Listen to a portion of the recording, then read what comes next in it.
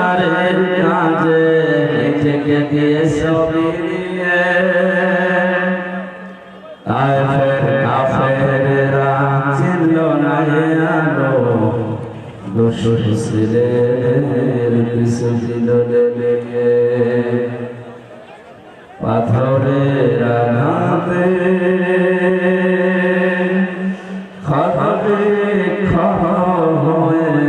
সারা শরীর থেকে রক্ত ঝরে হে রাসূল তোমাকে ভুলিলাম কেমন করে হেরার তোমার ধ্যান আসমান থেকে নামে আল কোরআন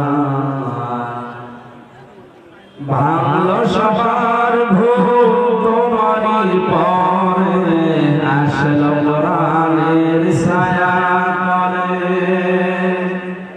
খালিদ ওমর আলী আবু বকর ইসলাম ঝান্ডা নিল যে তুলে আল আমিন তুমি চিরদিন সকল মানুষের তরে হে রাসূল তোমাকে ভুলি আমি কেমন করে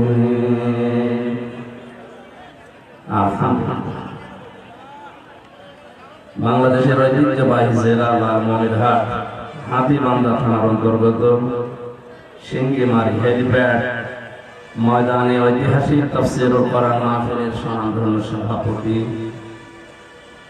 জনাব মনোয়ার হোসেন তনু, চেয়ারম্যান 3 নম্বর সিঙ্গিমারি ইউনিয়ন পরিষদ হাতীবান্ধা লালমনিরহাট দামাত বারকাতুহুল আলিয়া, মাহফিলের প্রধান অতিথি জনাব লিয়াকত হোসেন বাচ্চু, সভাপতি বাংলাদেশ আওয়ামী লীগ হাতীবান্ধা উপজেলা শাখা, প্রধান পৃষ্ঠপোষক জনাব মাহমুদুল হাসান সোহাগ ভাই, বিশেষ অতিথি হিসাবে যারা আছেন রফা'না লাকা যিকরাক। আমার শরীরের যে অবস্থা, কণ্ঠের যে অবস্থা, এখন একটা একটা করে যদি নাম ধরে দোয়া করি অনেক সময় লাগবে, আমি একবার দোয়া করে দিলাম নাকি অনেকগুলো নাম এখানে আমরা দেখতে পাচ্ছি। বিশেষ করে জনাব আব্দুল সুবহান ইঞ্জিনিয়ার জুবাইর ইসলাম, মাহফিল পরিচালনায় আছেন আজিজুর রহমান সহ নাম না জানা সম্মানিত ব্যক্তিবর্গ। না কথা বলে এই আওয়াজ বলে করে এমনিতে ইশারা করে না ছবি দেওয়া কি পাগল এই ছবি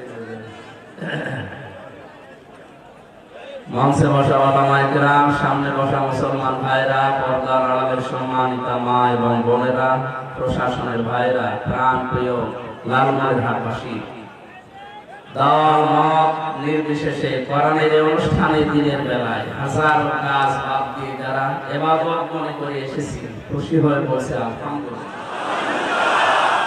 এটা কিন্তু ইবাদত চলছে, কি চলছে?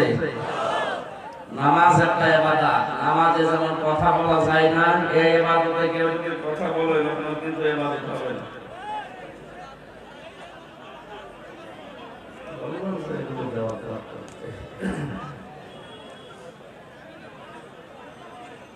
কোরআনে কারীম কিভাবে উপস্থাপন করবেন মানুষের সামনে, এই পদ্ধতি আল্লাহ ১৫০০ বছর আগে শিখিয়েছেন। আল্লাহর পদ্ধতিকে আমরা সামনে নিয়ে আসি না, মন মতো বলবো।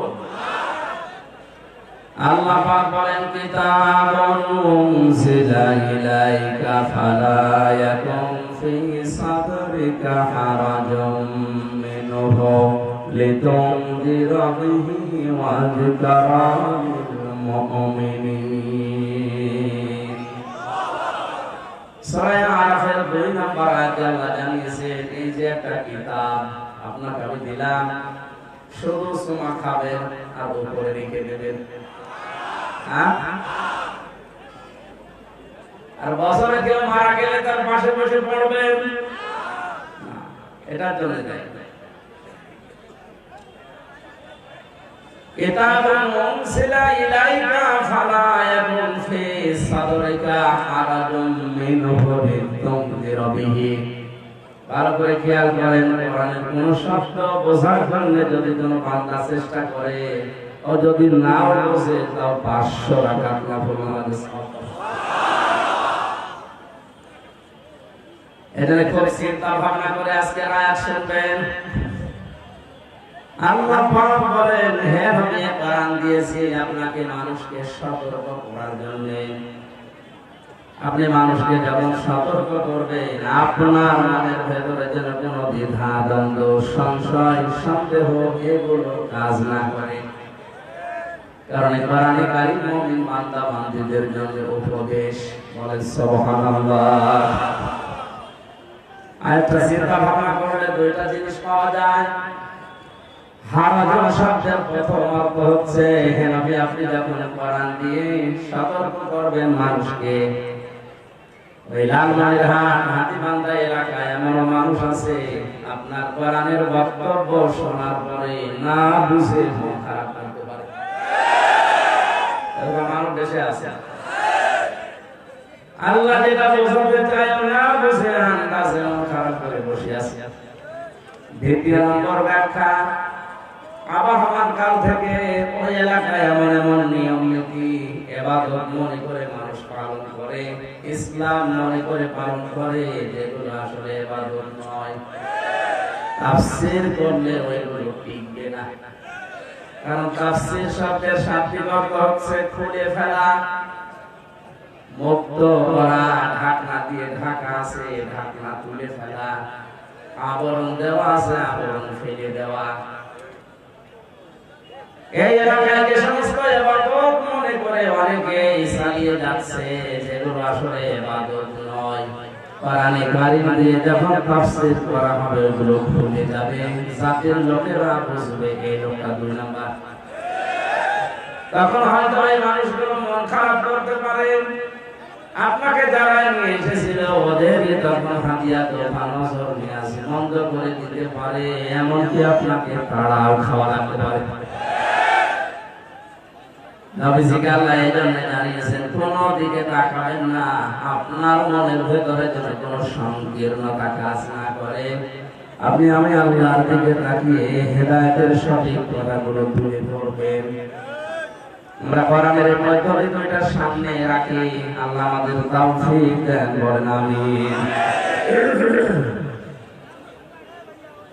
দরুদ আর সালাম পড়ছি আমাদের নবী মুহাম্মদ রাসূলুল্লাহ সাল্লাল্লাহু আলাইহি ওয়াসাল্লামের প্রতি। যার আনিত আদর্শ পেয়ে আমরা খুশি না বেজার? এই কথার সাথে একমত আছেন তো?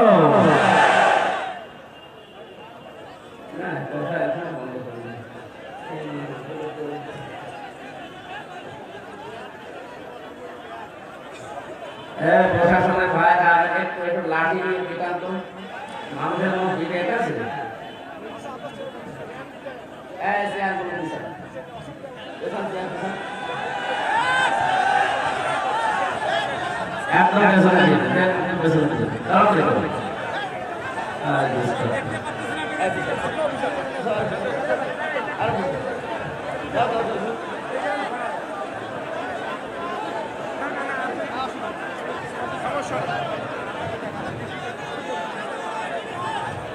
ঠিক আছে, এরা সম্মানিত মানুষ না, বারবার কথা বললে আমি কি দেখা দরকার? আপনার কি দেখবেন? আমাকে রূপ বেরিয়েছে। বসেন ভাই, শোনা গেলে হবে, পরবর্তীতে আপনি ইন্টারনেট থেকে নামিয়ে নেন। লালমনিরহাটবাসী, আমি যে কথা বলে এখান থেকে একটা শিক্ষা বের করার চেষ্টা করি। আমি সারাদিন বলেই গেলাম, আপনি শুনে গেলে কথা বলাও যা, না বলাও যা। পৃথিবীর শ্রেষ্ঠ মানুষ যিনি মুহাম্মদ রাসূলুল্লাহ, সর্বশেষ তিনি কথা বলেছিলেন মাত্র 27 মিনিট। তার সামনে এরকম 20,000 লোক না, 1,14,000 মানুষ ছিল ওই সময়। বিদায় হজের ভাষণে তিনি যে 27 মিনিট কথা বলেছিলেন, কিয়ামত পর্যন্ত এই কথাগুলো মানুষ নিয়ে গবেষণা করে কোন কিনারা পাচ্ছে না। জোরে বলেন সুবহানাল্লাহ। এটার মধ্যে যে কথা বললাম বিশ্ব নবীকে পেয়ে আমরা আদর্শ পেয়ে খুশি না বেজার? ঈমান যে সমস্ত কারণে ভেঙে যায়, ঈমানের কি হাত পা আছে যে ভেঙে যাবে? হ্যাঁ, আমরা জানি যে নামাজের জন্য মানুষ ওযু করে, 7টা কারণে ওযু ভেঙে যায়। নামাজ পড়তে গেলে 19টা কারণে নামাজ ভেঙে যায়। কথা বলে মানুষের আমল বা কাজ এইটাও ভেঙে যায় 2টা কারণে। মানুষের জীবন নষ্ট হয়ে যায়, ব্যর্থ হয়ে যায়। মানুষের জীবনকে আল্লাহ দালালাতের ভেতরে, গোমরাহির ভেতরে ফেলে দেয় 2টা কারণে।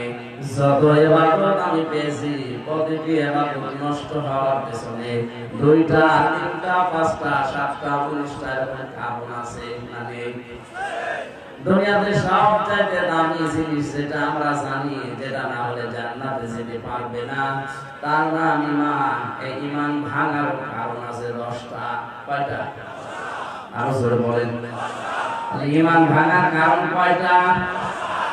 ঈমান যদি ভেঙে যায়, ওযু ভেঙে গেলে যেমন নামাজ হয় না, নামাজ ভেঙে গেলে যেমন সওয়াব হয় না, আমল ব্যর্থ হয়ে গেলে, ভেঙে গেলে ওটা দিয়ে জান্নাতে যাওয়া যায় না। ঈমান যদি ভেঙে যায়, ঈমান নিয়ে আল্লাহর কাছে পরিত্রাণ পাওয়া যাবে না। ঈমান ভাঙে কয়টা কারণে? আরো জোরে। এর 4 নাম্বার কারণ আমি বলছি, কারণ এই বক্তব্যের সাথে রিলেটেড। 4 নাম্বার কারণ হচ্ছে যারা বিশ্ব নবী বাদ দিয়ে দুনিয়ায় অন্য কারো আদর্শকে ভালো মনে করে, তার ঈমান আল্লাহর নবী বলেন ভেঙে যায়।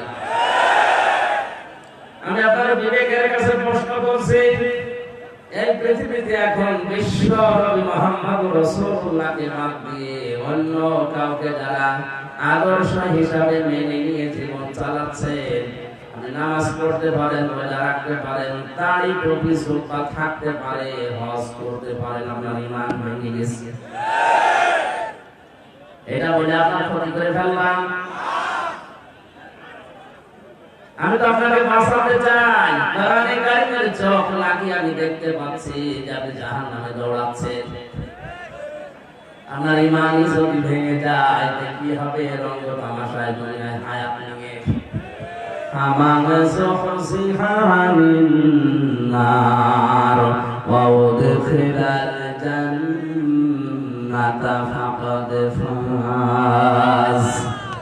আল্লাহ পাক বলেন সূরা আলে ইমরানের 185 নম্বর আয়াতের মাঝের অংশে আছে, ওই লোকটার জীবন তো সফল যাকে আস্তে আস্তে করে জাহান্নামের কাজগুলো ছেড়ে দিয়ে দিয়ে জান্নাতের দিকে আমি আল্লাহ এগিয়ে দেই। সুতরাং আজকে আপনার ঈমানটা যেন ভেঙে না যায়। যদি এরকম কোনো কাজে থাকেন, আপনার জন্য বলছি, আপনি এখনো সময় আছে, ফিরে আসেন।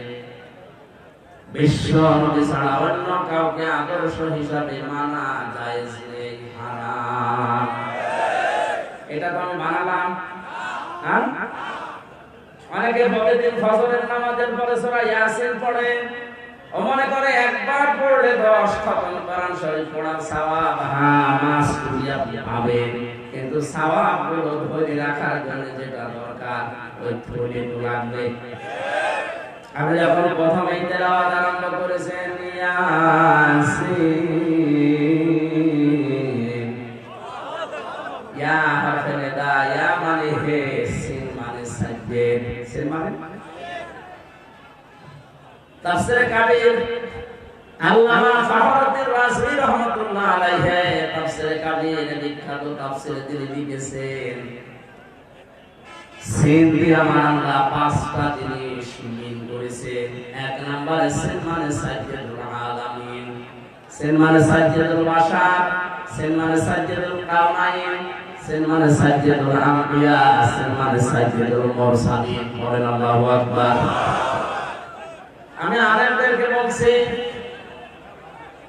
সাজ্জাদুল আলামিন দিয়ে মুফাসসির জানিয়েছেন শুধুমাত্র এই বাংলাদেশ না, এই পৃথিবী না, যত জগৎ আল্লাহ বানিয়েছেন, ওখানে যদি কেউ বসবাস করে, ওখানে যদি কেউ জীবিত থাকে, তার জন্য বিশ্ব নবী হবেন একমাত্র আদর্শ। সাজ্জাদুল বাশার মানে মানুষ, বাশার মানে মানুষ কত বাচ্চা যারা বিবেচিত যে আমি মানুষ, তার জন্য একমাত্র আদর্শ হওয়া লাগবে বিশ্ব নবী।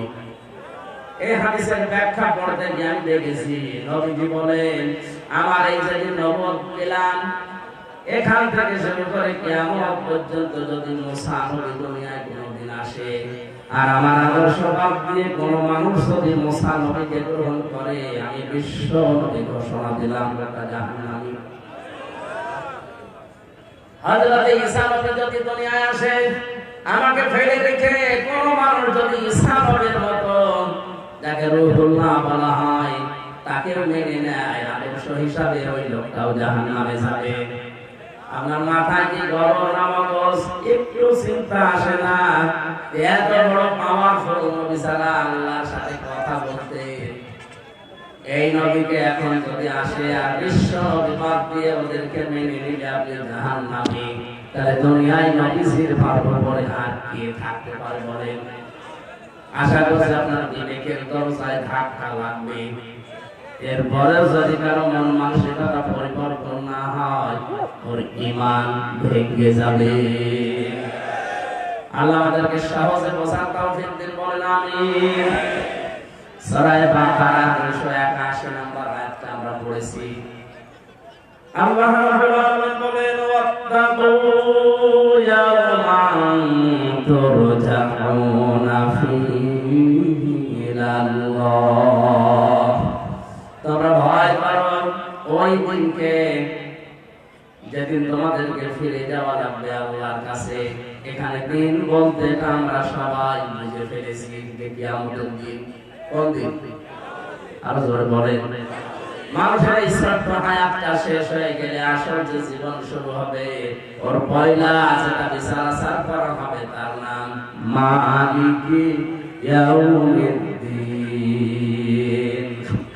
প্রতিদিন আপনি যদি 100 রাকাত নামাজ পড়েন, এই আয়াতটা আল্লাহকে শোনানো লাগে যে আল্লাহ কিয়ামতের ওই দিনের একচ্ছত্র মালিকানা কার? আরো জোরে বলেন কার? ওই দিনের চিন্তা ভাবনা ছাড়া, ওই দিনের ভয় ছাড়া কোন মানুষের জীবন পরিচ্ছন্ন হওয়া সম্ভব না। হ্যাঁ, দেখতে উপরে অনেক কিছু মনে হবে, বিশাল টুপি, পাগড়ি, জুব্বা, দস্তরখানা বিছিয়ে খাবার খায়, খাবারের পরে মিষ্টি খায়, দেখলে মনে হবে জান্নাত থেকে পালিয়ে এসেছে। কিয়ামতে জবাব দিতে হবে। এই টেন্ডেন্সি যতক্ষণ পর্যন্ত মানুষের ভেতরে তৈরি না হবে, ততক্ষণ জীবন পরিচ্ছন্ন হওয়া সম্ভব না। আমার প্র্যাকটিক্যাল লাইফে বিশ্ববিদ্যালয়ে যখন মাস্টার্সের সার্টিফিকেট আনতে গেছি, দেখি যে বসে আছে বিশাল অফিসার, পাগড়ি মাথায় দেওয়া, তসবিহ টিপতেছে। বললাম, স্যার একটু সই করে সিল মেরে দিন। আমার বসে, হামজা তাড়াতাড়ি করো। তাড়াতাড়ি তো করছি। কিছুক্ষণ পরে বসে, কই তাড়াতাড়ি করো, আমি জোহরের নামাজের জামাত ধরবো। স্যার আমি গাড়ি ধরবো, আপনি একটু শুধু সিল মেরে সইটা করে দিলে হয়ে গেল। মাথা নিচু করে বসে, তাড়াতাড়ি 1000 টাকা বের করো। ও, আমি জোহরের নামাজে জামাত ধরবো। জোহরের নামাজের জামাত ধরতে মাত্র 10 মিনিট লাগে। বলেন বলেন। আর এখানে আপনার সরকার 8টা ঘন্টা এই জামাতের জন্য কিনে নিয়েছে। আপনার বেতন মাসে 45,000 টাকা। সরকার আপনার কাছে 8টা ঘন্টা কিনে এই ছেলে মেয়েদের জন্য বরাদ্দ দিয়েছে। এরা আসবে, সই করে সিল লাগিয়েছে। এইটা আপনার জামাত। এটা কি? আরো জোরে। এই জামাত আপনি বোঝেন না? হাতে তসবিহ নিয়ে সব বাগায় দিয়ে পাগড়ি মাথায় দিয়ে বসে টিপতেছেন। কি পড়েন আপনি? আমার তো বুঝে আসে না। আমি জানি যে আমার সার্টিফিকেট করে দেনা।